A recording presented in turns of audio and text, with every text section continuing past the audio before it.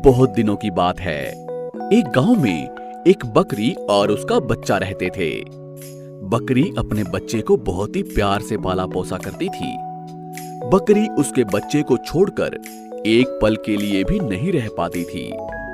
एक बार बकरी का बच्चा बकरी से कहता है, माँ, मुझे बहुत भूख लग रही है, जाकर कुछ खाने के लिए ले आओ।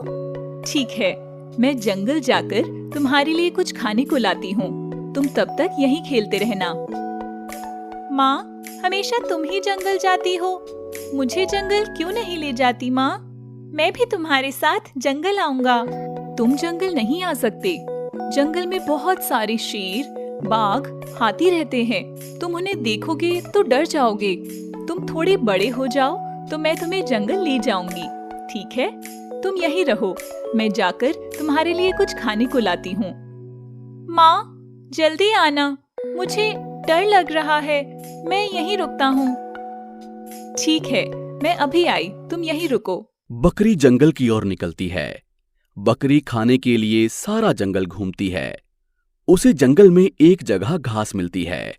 वो घास चरने लगती है कि तभी पास में शेर घूम रहा था। अरे, सारा जंगल घूम चुका हूं, आज खाने को कुछ मिला ही नहीं। घूम घूम कर थक गया हूं। इतने में शेर की नजर बकरी पर पड़ती है। शेर बकरी को देखकर मन ही मन सोचता है, अरे वाह बकरी, मेरा आज का भोजन पूरा हो गया। ये बकरी तो बहुत तंदुरुस्त है, इसे खाने में बड़ा मजा आएगा। ये सोचकर शेर गुर्राते हुए बकरी की ओर जाता है। बकरी शेर को देखकर डर जाती है। शेर बकरी की ओर आगे बढ़ता है। ये देखकर बकरी शेर से कहती है, महाराज, मुझे छोड़ दीजिए, मुझे घर जल्दी जाना है। मेरा बच्चा मेरा इंतजार कर रहा है।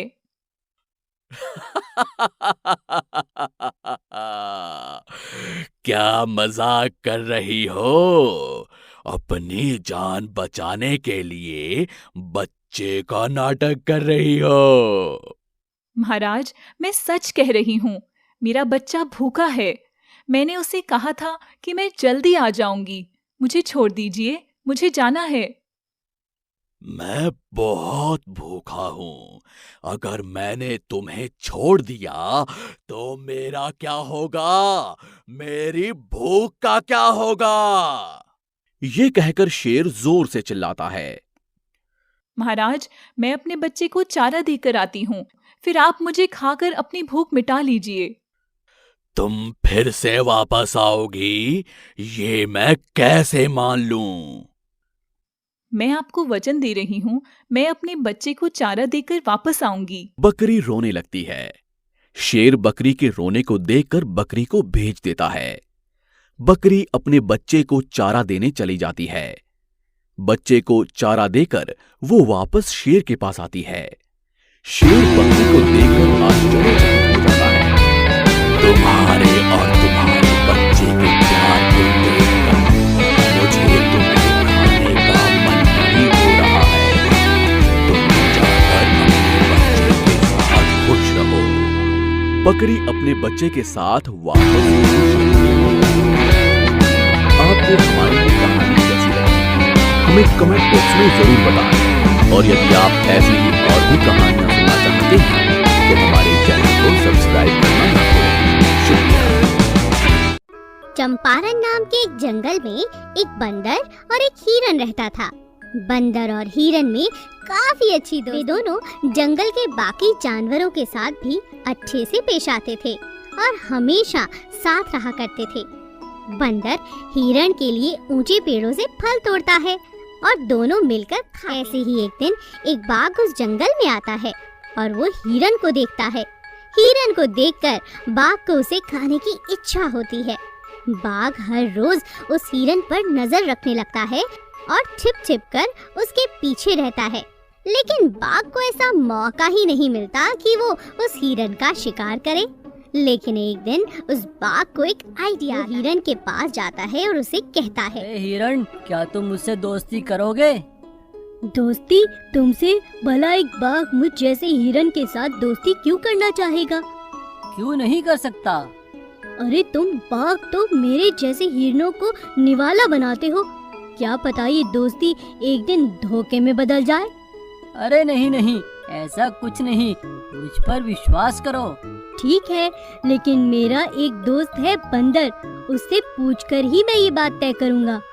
ठीक है। बाघ और हिरन बंदर के पास जाते हैं। बाघ से बात करते हैं। उस बाघ के सामने तो दोस्ती करने में कोई हर्ज नहीं, ऐसा बंदर कहता है। लेकिन बाघ के जाने के बाद वो हिरन को समझाता है कि कैसे ये बाघ धोखेबाज हो सकते हैं, उन पर विश्वास नहीं किया जा सकता। इसीलिए बाघ से जरा संभल कर। हिरन और बाघ दोनों दो साथ घूमते हैं, लेकिन हिरन बहुत संभल कर ही रहता है। दोस्ती की आड़ में बाघ बहुत कोशिश करता है कि वो हिरन का शिकार करे, लेकिन फिर भी वो कामयाब नहीं होता। एक दिन बाघ ऐसे ही मायूस बैठा, भी एक आदमी उसके पास आता है और कहता है, क्यों बाघ महाराज, हिरन का शिकार हुआ या नहीं, या बस आज भी सपने ही देख रहे हो? अरे तुम ये क्या कह रहे हो? वो हिरन मेरा बहुत अच्छा दोस्त है, मैं उसका शिकार नहीं करना चाहता। लो सुन लो। अरे भाई अब सच बोल ही दो, तुम्हारे चेहरे पर जो दिख रहा है वो मैं साफ साफ पढ़ सकता हूँ। बहुत मन कर रहा है ना उस हिरन का नरम नरम मांस खाने का।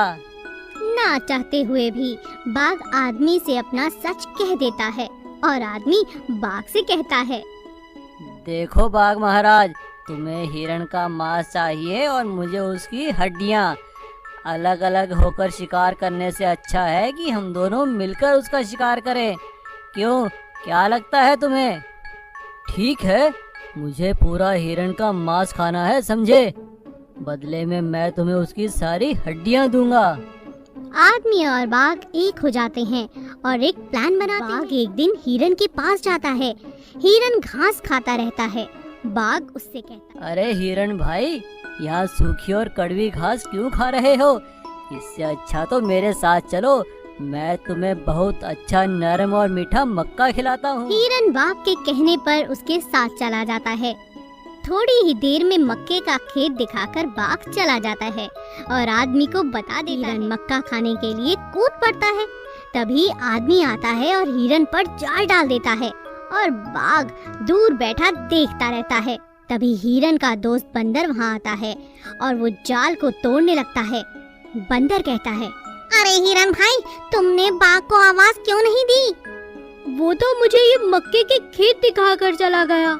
नहीं हिरन भाई, वो एक गद्दार है। वो तो थोड़ी ही दूर बैठकर तमाशा देख रहा है, तुम्हें देख रहा है।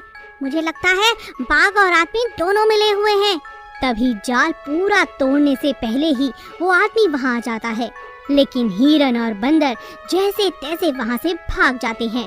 ये देखकर आदमी गुस्से से एक भाला लेकर हिरन को फेंक कर मारता है, लेकिन हिरन उस भाले से बच जाता है और भाला उस बाघ को लगता है। बाघ वहीं पर दम तोड़ देता है।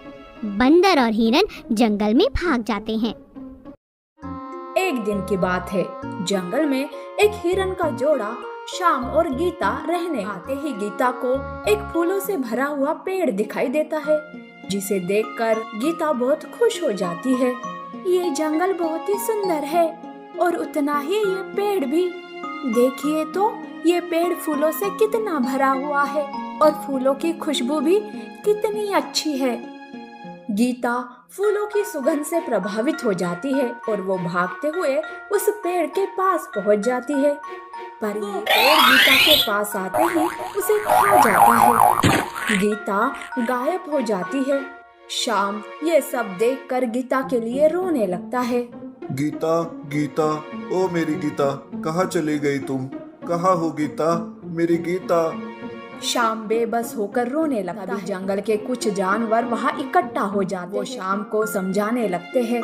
तब बंदर कहता है, आप इस जंगल में नए हो, इसलिए आपको इस पेड़ का राज नहीं पता चला। काश आप हमें मिल जाते तो ये अनर्थ नहीं होता। कैसा राज? क्या ये पेड़ कोई भूतिया पेड़ है क्या? हाँ, सही कहा, ये पेड़ एक भूतिया पेड़ है। ये अपने फूलों की खुशबू से जानवरों को आकर्षित करता है और उन्हें खा जाता है। जिन्हें ये राज पता है वो इस पेड़ के पास तक नहीं जाते, लेकिन आज तक तुम्हारे जैसे कई जानवर इस पेड़ के जाल में फंस चुके हैं। इसका मतलब अब मैं मेरी गीता को कभी नहीं देख पाऊंगा। हाय रे मेरी किस्मत, मेरी आंखों के सामने इस पेड़ ने मेरी गीता को मार दिया और मैं कुछ नहीं कर पाया। देखो भाई, आज तक हम भी इस पेड़ का कुछ नहीं कर पाए। अब आप भी इस पेड़ से दूर ही रहो। चलो हमारे साथ। जानवर शाम को अपने साथ लेकर जाते हैं। शाम गीता के गम में था। जानवर उसकी देखभाल करते हैं। कुछ ही दिनों में शाम ठीक हो जाता है। उस भूतिया पेड़ की वजह से जानवर भी उसके पास नहीं जाते थे। इसीलिए शाम जंगल में रहकर आने जाने वाले जानवरों को पेड़ के पास जाने से रोक। ऐसे में एक दिन वो भूतिया पेड़ बंदर के बच्चे को भी खा जाता। बंदर रोते हुए कहता है, मैंने मेरे बच्चे को कितना समझाया था कि वो इस पेड़ के पास ना जाए, पर उसने मेरी बात नहीं सुनी और देखो क्या हो गया। बंदर, अगर बड़े उस पेड़ से प्रभावित हो सकते हैं तो ये मासूम बच्चे हैं, भला हम उन्हें कैसे रोक सकते हैं? बंदर, अब तो कुछ ऐसा करना होगा ताकि इस पेड़ का खेल हमेशा हमेशा के लिए खत्म हो जाए। सुनो बंदर, क्या तुम कोई उपाय जानते हो क्या? तुम्हें कुछ तो पता होगा। हाँ, इस जंगल की सबसे बूढ़े भालू को इस बारे में कुछ ना कुछ जरूर पता। तब शाम उस बूढ़े भालू के पास जाता है और उस भूतिया पेड़ का राज पूछने लगता है। तब भालू कहता है, नियति के खेल से भला कौन बच सकता है? ये सब जानवरों के ही कर्मों का फल है। वो सारे भूल गए, पर मुझे आज भी वो दिन याद है। क्या हुआ था, साफ साफ बताइए। दरअसल उस दिन जानवरों ने झूठा आरोप लगाया था भेड़िए पर। भेड़िया बार बार अपनी सफाई दे रहा था, पर किसी ने कुछ नहीं सुनी और उसे जान से मार डाला। तब भेड़िए ने मरते हुए यही कहा था, मैं छोड़ूंगा नहीं तुम सबको, मैं मरकर भी जिंदा रहूंगा और किसी को शांत नहीं रहने दूंगा। भेड़िया शरीर से तो मर गया, पर उसकी आत्मा उस फूलों के पेड़ में समा गई। उस दिन से ये सब खेल शुरू हो गया। पर इस खेल में मासूम बेगुनाह जानवर भी मर रहे हैं। भालू जी, आप कुछ तो उपाय बताइए इसे रोकने का। भालू थोड़ी देर सोचता है और कहता है, यहाँ से दूर एक जादुई तालाब है। उस तालाब का पानी उस भूतिया पेड़ पर डाल दो। हो सकता है जादुई पानी से भेड़िए की आत्मा मुक्त हो जाए। शाम जादुई तालाब के पास आता है। उस तालाब का पानी लेकर वो भूतिया पेड़ के पास आता है और वो पानी पेड़ के जड़ों में डाल देता है। तब भेड़िए का भूत उस पेड़ से धुआं बनकर निकल जाता है। सारे जानवर ये देखकर खुश हो जाते हैं। तब शाम कहता है, देखो साथियों, हमें किसी के साथ बुरा नहीं करना चाहिए, वरना उसकी सजा हमें इस तरह से भुगतनी पड़ती है। इसलिए किसी पर आरोप करने से पहले 100 बार सोचना चाहिए। इस तरह से शाम भेड़िए की बात रखकर उसे मुक्ति भी देता है और जंगल से खतरा भी टल जाता है। जंगल से कुछ दूर पर एक तालाब था। उस तालाब में कछुआ और बतख दोनों अच्छे दोस्त थे और एक साथ ही रहते थे। एक दिन बतख कछुए से कहता है, दोस्त, मैं तुमसे तेज भाग सकता हूँ। बतख की बात सुनकर कछुए ने कहा, अच्छा, तो मैं तुमसे भी तेज भाग सकता हूँ। तो ठीक है, हम इस पानी में एक प्रतियोगिता रखते हैं। पहले हम दोनों में से जो भी उस पार किनारे पहुँचेगा वही जीतेगा। इस तरह बतख और कछुआ प्रतियोगिता रख लेते हैं और प्रतियोगिता में कछुआ जीत जा। कछुआ बतख से कहता है, देखो, मैंने तुमसे कहा था, मैं तुमसे भी तेज भाग सकता हूँ। कछुए की बात सुनकर बतख कहता है, ये पानी है ना, इसलिए तुम तैरते हुए भाग गए। इस बार हम पानी से बाहर जाकर प्रतियोगिता रखते हैं, तब देखेंगे कौन जीतता है। ठीक है, तो तुम्हारी ये ख्वाहिश भी पूरी कर देता हूँ। जमीन पर भी मैं ही जीतूंगा। दौड़ की प्रतियोगिता शुरू करने से पहले बतख दौड़ने लगता है। कछुआ धीरे धीरे दौड़ रहा। तभी रास्ते में भालू आता है। बतख भालू को देखकर एक पेड़ के पीछे छुप जाता है। भालू अपने पैर से कछुए को पकड़ लेता है। तब कछुआ भालू से कहता है, तुम मुझे छोड़ दो। मैंने तुम्हें खाने के लिए पकड़ा है, ना कि छोड़ने के लिए। तभी कछुआ होशियारी से भालू से कहता है, तुम मुझे नहीं खा पाओगे, क्योंकि मैं पानी से बाहर आने की वजह से सूख कर सख्त हो गया हूँ। अगर यकीन नहीं होता तो मेरी पीठ को दबा कर देख लो। भालू कछुए की पीठ को दबा कर देखता है। सही में ये तो बहुत सख्त है, अगर इसे खाऊंगा तो मेरे तो दांत ही झड़ जाएंगे।